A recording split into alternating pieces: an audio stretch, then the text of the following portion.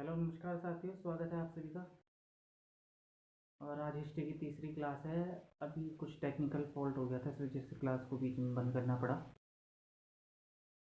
तो आइए सभी लाइव आइए, हिस्ट्री की तीसरी क्लास को स्टार्ट करते हैं।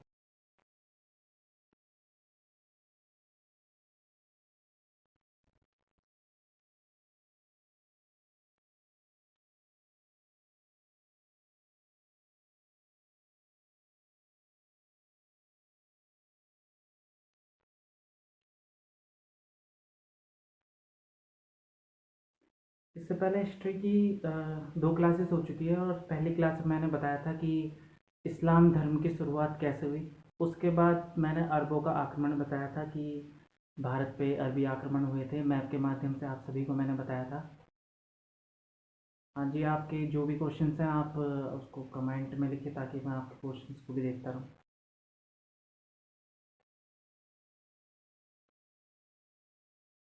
मैंने अरबों का आक्रमण आपको बताया था कि भारत में अरबों का आक्रमण हुआ था। मोहम्मद बिन कासिम ने भारत पर आक्रमण किया था। उद्देश्य क्या था उसका? कुछ नहीं, जहाज़ों को लेके लड़ाई थी। अल हजाज का जहाज़ जा रहा था और उसको सिंध प्रांत में लूट लिया गया। उसके बाद वहाँ से जंग छिड़नी स्टार्ट हो गई, और उसने क्या किया, भारत पर आक्रमण कर दिया। उसका उद्देश्य क्या था? धर्म का प्रचार प्रसार करना और अपने धर्म को बढ़ाना। इसके बाद इसके बाद आज तीसरी क्लास है, वो है हमारी महमूद गजनवी। इसका संस्थापक था अल्पतगीन, और इसकी राजधानी थी गजनी। गजनी मैंने आपको मतलब गजनी जो थी अफ़गानिस्तान में ही थी, और उसका संस्थापक था ये अल्पतगीन। और सुबुक्तगीन एक इसका दास हुआ करता था, अल्पतगीन का, और दास ही उसका दास भी था, उसका दामाद भी था।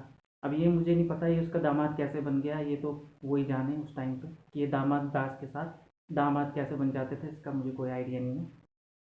और इसका दास भी था, वो दामाद भी था। और इसका ही बेटा महमूद गजनवी के नाम से ना जाना जाएगा, और वो भारत में आक्रमण करेगा। भाई लाइव आओ भाई, जल्दी से आगे क्लास स्टार्ट करते हैं, वरना क्या फ़ायदा मेरे बोलने का भाई।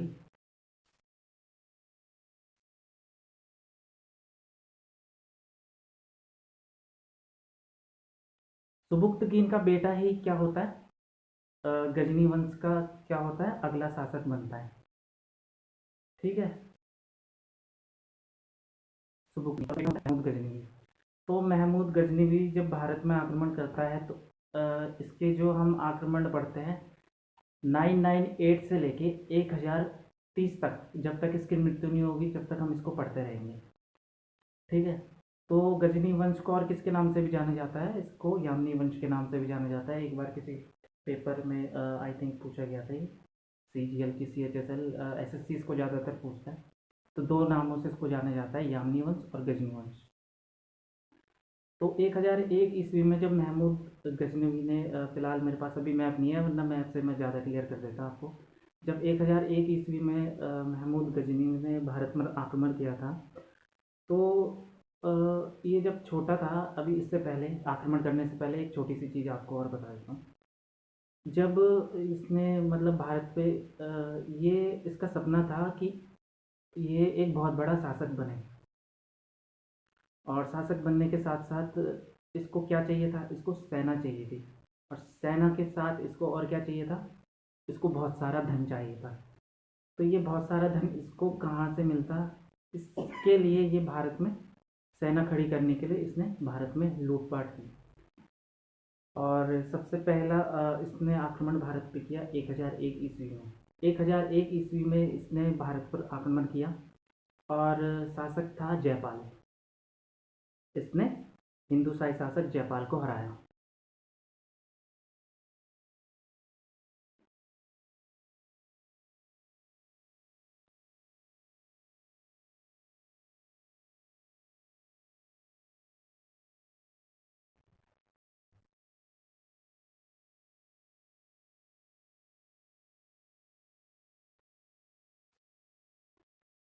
फिर ये इतना ही नहीं, इसने क्या किया कि 1005 में भी इसने क्या किया, महमूद गजनी ने मुल्तान पर आक्रमण किया। और वहाँ का शासक अब्दुल फतेह दाऊद था। इसको जब सेना खड़ी करने के लिए पैसा चाहिए था तो उसने भारत में बहुत लूटपाट की। अब भारत में लूटपाट करने के लिए इसको कहाँ लूटपाट कर सकता था। एक तो तीन जगह इसको क्या वो एक तो मंदिरों में सबसे ज़्यादा सोना मिलता था। अब मंदिरों में सबसे ज़्यादा सोना क्यों मिलता था कि भारत में जो लोग थे वो कहते थे कि हमें सिर्फ उतना ही लेना चाहिए जितना हमें ज़रूरत है, बाकी हमें मंदिरों में दान करना चाहिए। तो इसीलिए वो सारा धन कहाँ मंदिरों में इकट्ठा हो जाता था। धन नहीं, सोना एक मंदिरों में इकट्ठा हो जाता था। और ये जो शासक थे वहाँ से मंदिरों में तोड़ फोड़ करवा के सारा जो सोना था उसको अफ़गानिस्तान ले जाया करते थे।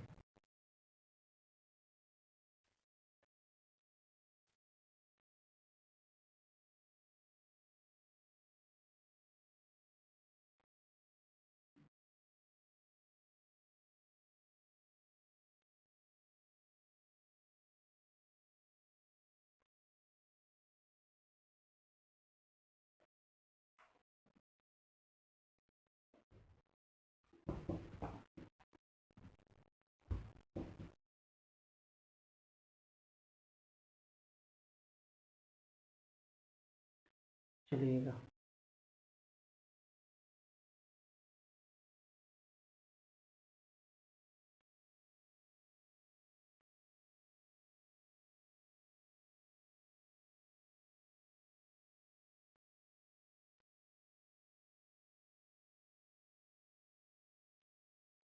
जब ये लूटपाट के उद्देश्य से भारत में आता था, इसने भारत में आके इतने मंदिर तोड़े, इतना सोना यहाँ से लूटपाट करके गया, इतनी मंदिर में मूर्तियाँ तोड़ी, तो इसको एक नाम दे दिया गया, मूर्ति भंजक। इसको मूर्ति भंजक के नाम से जाना गया। इसको यामिनी उद्दौला के नाम से जाना गया, यानी यामिनी उद्दौला का मतलब मुस्लिम साम्राज्य का दाहिना हाथ। एक बार वीडियो अच्छी लग रही है तो एक बार ज़रा शेयर करें, इसको सारे ग्रुप में शेयर करके आओ भाई।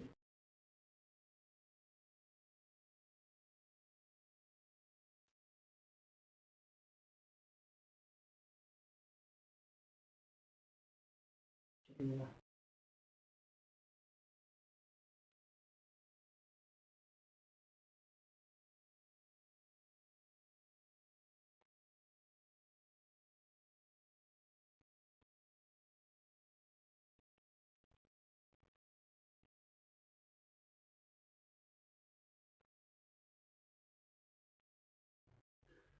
1005 में इसने कहाँ आक्रमण किया? मुल्तान पर आक्रमण किया, और मुल्तान से इतना सोना चांदी ले गया, इतना सोना चांदी ले गया कि क्या बताएं। उसके बाद 1014 में इसने कहाँ आक्रमण किया? कुरुक्षेत्र में आक्रमण किया। कुरुक्षेत्र में थानेश्वर में। और थानेश्वर में इसने चक्रस्वामी की मूर्ति को तोड़ा। ये बहुत बार पूछा जाता है, चक्रस्वामी की मूर्ति को किस आक्रमणकारी ने तोड़ा? तो वो था महमूद गजनवी।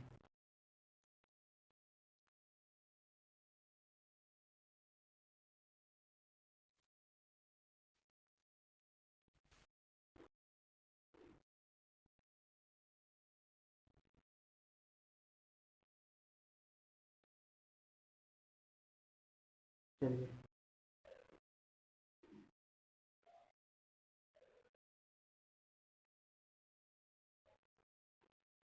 उसके बाद 1018 में इसने कहाँ कन्नौज पर आक्रमण किया। और कहाँ आक्रमण किया इसने? मथुरा पर आक्रमण किया। वहाँ का शासक मूलचंद था। मूलचंद थे, कुलचंद थे भाई? मूलचंद थे। उसके बाद 1019 में इसने कहाँ आक्रमण किया? कालिंजर में आक्रमण किया। वहाँ का शासक विद्याधर था। कहा यह जाता है कि ये विद्याधर को कभी पकड़ ही नहीं पाया, विद्याधर को कभी हरा ही नहीं पाया। बहुत ही बहादुर हिंदू शासक विद्यासागर विद्याधर। 1025 ईस्वी में इसने कहाँ सोमनाथ मंदिर पर आक्रमण किया। सोमनाथ मंदिर गुजरात में। वहाँ का शासक कौन था? प्रथम चालुक्य वंश का शासक भीम प्रथम।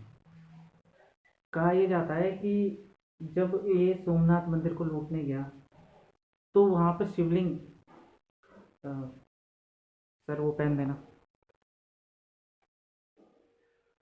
वहाँ पर शिवलिंग ऐसे बिल्कुल ऐसे हवा में लहर रहा था। और ये तो ऐसे डर के भाग गया महमूद गजनी मंदिर से बाहर कि भाई मैं नहीं लूट रहा मंदिर मंदिर। इसके साथ एक ऐसा दरबारी इतिहासकार था जो बहुत ही तेज दिमाग का था। इसने कहा, अरे कहाँ जा रहा है जरा,